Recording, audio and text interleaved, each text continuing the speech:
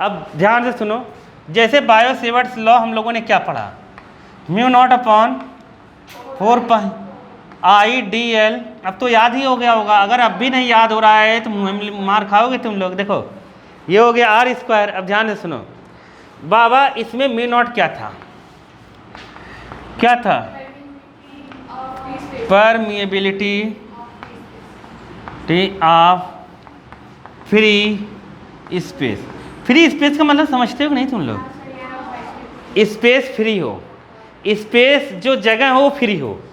Free होने का मतलब वैक्यूम, क्या फ्री स्पेस का मतलब केवल वैक्यूम, एयर फेयर नहीं, क्या नहीं है, एयर फेयर नहीं है, नहीं है समझ में, केवल क्या है, वैक्यूम होता है फ्री स्पेस का मतलब आया। अब अगर वैक्यूम की जगह कुछ और आ जाए, फ्री स्पेस की जगह, स्पेस का मतलब समझ ही गए हो जगह, फ्री का मतलब फ्री हो, नहीं आया समझ में, अरे नहीं आया, वहाँ कुछ हो ही ना, नहीं आया आगे। अब ध्यान से सुनो, परमिबिलिटी जो है ध्यान से समझना, ये फ्री स्पेस की है, तो मतलब इसमें कुछ है जो हमसे छूट रहा है। ये तो वैक्यूम के लिए है, वैक्यूम के अलावा कुछ हो रहा है तब क्या होगा, जैसे पानी आ गया, क्या आ गया, पानी आ गया, हवा आ गया, तो क्या होगा, कुछ तो बदलेगा, कुछ बदलेगा कि नहीं बदलेगा, नहीं आया समझ में। तो अब क्या होगा, बात को समझने की कोशिश करो एकदम भयंकर तरीके से। इधर समझो, इधर समझो, देखो मैग्नेटिक फील्ड इलेक्ट्रिक फील्ड में एक लफड़ा हो रहा है। E होता है 1/4πε0Q/R²। थोड़ा सा मैं बताता हूँ अंदर घुस के, देखो इसमें dB जो है ना डायरेक्टली प्रोपोर्शनल है म्यू नॉट के। मतलब अगर तुम मीडियम कुछ भरोगे तो कांस्टेंट इसके बगल में आएगा, कहाँ आएगा, इसके जस्ट बगल में। यहाँ पर जब हम कुछ मीडियम भरते थे, डालते थे, तो कांस्टेंट एप्सिलॉन नॉट के बगल में आता था, जिसे हम कहते थे डाइलेक्ट्रिक कांस्टेंट। क्या कहते थे, डाइलेक्ट्रिक कांस्टेंट का एक नाम और था इससे मैंने मारा भी था, क्या नाम था, रिलेटिव परमिटिविटी। क्या नाम था, रिलेटिव परमिटिविटी, समझ गए। यहाँ पर ये परमिटिविटी ऑफ फ्री स्पेस है, क्या है, परमिटिविटी ऑफ फ्री स्पेस। अब बात को समझना, अंदर जाके समझते हैं बात को। E इन्वर्सली प्रोपोर्शनल होता है इसके, ठीक है, खेल लो तुम लोग। अब यही है, थोड़ा टाइम पाना, खेला चालू हो गया। देखो अब सुनो, तो ये जो चीज़ है ध्यान से सुनना, जब भी इसमें अब कांस्टेंट आएगा, क्या आएगा, मान लो मीडियम जो है, क्या है, मीडियम अदर देन क्या है, वैक्यूम, मतलब वो फ्री स्पेस, क्या है, फ्री स्पेस के अलावा कुछ और है। नहीं समझ पाए क्या, समझ गए, फ्री स्पेस के अलावा अगर कुछ और रहेगा तो dB जो रहेगा वो बन जाता है, यहाँ म्यू R एक आ जाता है, ये होता है परमिटिविटी या मतलब रिलेटिव परमिटिविटी कह लो, क्या कह लो, रिलेटिव परमिटिविटी। क्या है, रिलेटिव परमिटिविटी, परमिटिविटी नहीं है, क्या है, परमिबिलिटी, रिलेटिव परमिबिलिटी। आया समझ में। और इसमें क्या आएगा, इसमें आएगा 4πε0 पता है, एप्सिलॉन R से भी मैंने बताया था, लिखते हैं के ही है ये, डाइलेक्ट्रिक कांस्टेंट को एप्सिलॉन R से भी लिखा जाता है। किसको, इसको। आया समझ में कि नहीं आया, अरे आया, नहीं आया, आ गया। तो बात को समझो, ये दूसरा मीडियम है, तब क्या है, ये दूसरा मीडियम में, किसी मीडियम में है, और ये क्या था, फ्री स्पेस में। समझ गए कि नहीं, फ्री स्पेस के लिए हम लोग हमेशा नॉट लगा देते हैं, क्या लगा देते हैं, नॉट लगा दोगे मतलब फ्री स्पेस हो जाता है। मीडियम के लिए EM में ये होता था। अब तुमने क्या समझा, देखो अब बात को समझना, ये जो चीज़ होती है ना, इसकी वैल्यू कभी नेगेटिव नहीं होती, समझो इधर, ये जो इसकी वैल्यू कभी नेगेटिव नहीं होती, तो मतलब E की वैल्यू हमेशा कम होगी, E की वैल्यू हमेशा क्या होगी, कम होगी। इसकी वैल्यू यहाँ म्यू R लग रहा है, म्यू R, तो ये डायरेक्टली प्रोपोर्शनल है, तो इसका मतलब जो B होगा वो बढ़ेगा, B क्या होगा, बढ़ेगा, और EM क्या हो, मतलब E क्या होगा, घटेगा। तुम लोग कहानी तो समझ ही नहीं पा रहे हो, नहीं समझ पा रहे हो क्या, नहीं समझ पा रहे हो, नहीं समझे। देखो कहानी ये है कि जैसे DB मैग्नेटिक फील्ड ऐसे बनती है ना, बनती है, तो मैग्नेटिक फील्ड जिसमें ट्रेवल कर सकती है, अगर ऐसा कोई मीडियम आ रहा है तो वहाँ पर म्यू आर की वैल्यू पॉजिटिव आएगी तो मैग्नेटिक फील्ड की वैल्यू बढ़ेगी, क्या होगी, बढ़ेगी। और यहाँ मैग्नेटिक फील्ड की वैल्यू क्या होगी, घटेगी। इलेक्ट्रिक फील्ड की वैल्यू, इलेक्ट्रिक फील्ड की वैल्यू क्या होगी, घटेगी, और इसमें क्या होगा, बढ़ेगा, समझे। तो अगर ये आ गया तो यहाँ पर DB क्या, DB इक्वल टू म्यू लिख देते हैं, क्या लिख देते हैं, म्यू।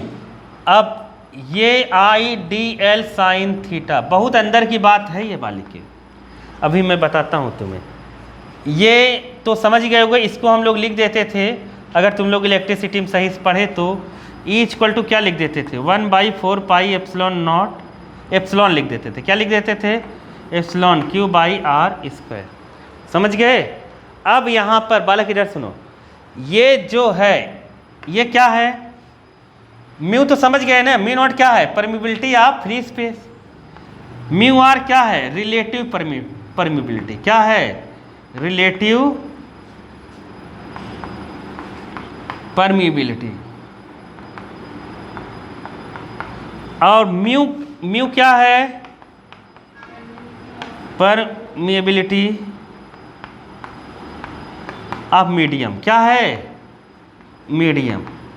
आया समझ में। ऐसे ही यहाँ पर म्यू नॉट क्या था, नहीं एप्सिलॉन नॉट क्या था, हाँ ये है परमिटिविटी ऑफ क्या, फ्री स्पेस, समझ गए। परमिटिविटी क्या है, फ्री स्पेस की, तो ये क्या होगा, रिलेटिव परमिटिविटी। रिलेटिव परमिटिविटी को ही डाइलेक्ट्रिक कांस्टेंट कहते हैं, हम पढ़ चुके हैं। और ये क्या है, कहाँ गया, ये एप्सिलॉन क्या है, मीडियम की permittivity, permittivity of medium epsilon केवल है।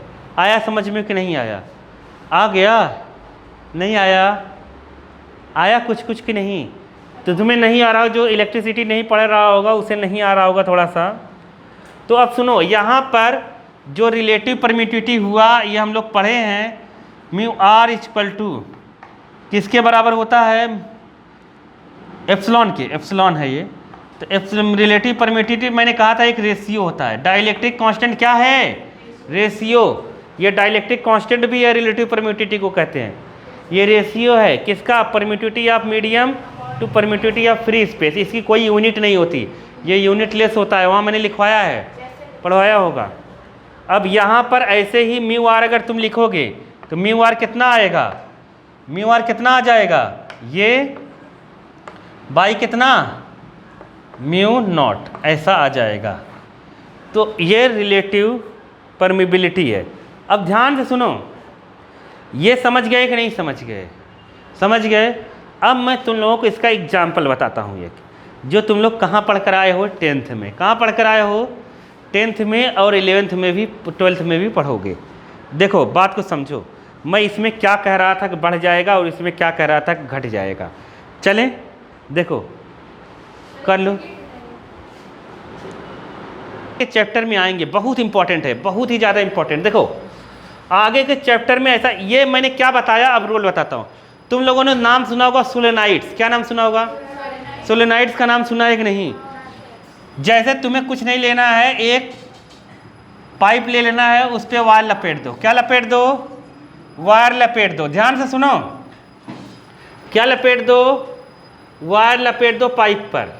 ध्यान से सुनना मैं क्या बता रहा हूँ।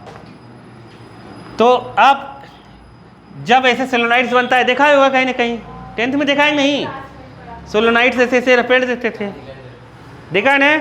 तो ये जो सोलेनाइड्स है, सुनो तो, जब इसमें करंट पास करते हैं, क्या पास करते हैं, करंट पास करते हैं, डीसी करंट। तो ये एक तरफ नॉर्थ पोल बनाता है और एक तरफ साउथ पोल। ये सेम बार मैग्नेट की तरह वर्क करता है। 10th में पढ़े ना, ये सेम किसकी तरह वर्क करता है? Bar magnet. एनसीईआरटी में लिखा गया है। तो जब इलेक्ट्रिसिटी हम इसमें पास करते हैं तो ये बार मैग्नेट की तरह काम करता है। ध्यान से सुनो, ये बार मैग्नेट की तरह काम करता है, तो इसे कहते हैं इलेक्ट्रोमैग्नेट। क्या कहते हैं? जब तक इलेक्ट्रिसिटी फ्लो हो रही है तब तक वो मैग्नेट की तरह काम कर रहा है। जब इलेक्ट्रिसिटी बंद हो जा रही है तो मैग्नेट की तरह काम नहीं कर रहा है, तो इसे कहते हैं इलेक्ट्रोमैग्नेट। आया समझ में? नहीं आया? अब ध्यान से सुनो। अब ये देखा गया था वहाँ पर कि ये जब तक इसमें हवा या वैक्यूम है, हवा है, तो इसकी मैग्नेटिक फील्ड की स्ट्रेंथ बहुत कम है। मतलब नहीं समझे? ये लेस स्ट्रेंथ का मैग्नेट शो होता है। लेकिन इसमें जब सॉफ्ट आयरन कोर डाल देते हैं, क्या डाल देते हैं? सॉफ्ट आयरन कोर डाल देते हैं, आयरन डाल देते हैं, आयरन की रॉड डाल देते हैं, सॉफ्ट आयरन कोर, तो ये बहुत ज़्यादा स्ट्रॉन्ग मैग्नेट हो जाता है। क्या हो जाता है?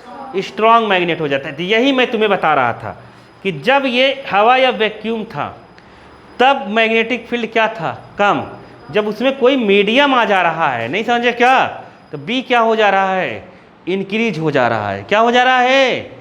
बी की वैल्यू क्या हो जा रही है? इंक्रीज। और इसमें क्या हो जाता है? डिक्रीज हो जाता है। अरे आया कि नहीं आया? ये करेंट कैरिंग वायर वाला है। नहीं आया समझ में? समझ में स्टोरी आया कि नहीं आया? तो यहाँ मीडियम जब इससे और स्ट्रांग, जैसे तुम्हें से कहा जाए सोलेनाइड्स है, सोलेनाइड से एक बार मैग्नेट की तरह काम करता है, लेकिन उससे और अच्छा मैग्नेट अगर हम चाहते हैं उसकी स्ट्रेंथ और बढ़ जाए तो उसमें डालते हैं सॉफ्ट आयरन कोर। स्टील या कुछ और नहीं डाल सकते क्योंकि वो परमानेंट मैग्नेट बन जाएगा। क्या बन जाएगा? परमानेंट। वो जल्दी डीमैग्नेटाइज नहीं होगा। तो ये हम लोग दूसरे चैप्टर में पढ़ेंगे। तुम लोग स्टोरी समझे कि नहीं, इसका क्या रोल होगा? नहीं समझे? ये डायरेक्टली प्रोपोर्शनल है। कोई मीडियम मैग्नेटाइज और डीमैग्नेटाइज वाला तुम डालोगे ना तो वो सीधा मैग्नेटिक फील्ड की स्ट्रेंथ को बढ़ा देगा, और यहाँ पर क्या करेगा? कम कर देगा। जैसे तुमने पानी में रख दिया तो कम हो जाएगा। नहीं आया समझ में? नहीं समझे? वो इलेक्ट्रिक फील्ड यहाँ पे कम होता है, यहाँ पे मैग्नेटिक फील्ड बढ़ता है। बस ये अंतर है। आया कि नहीं आया? आ गया? पक्का चले आगे बाबा? यही है। अब तुम लोग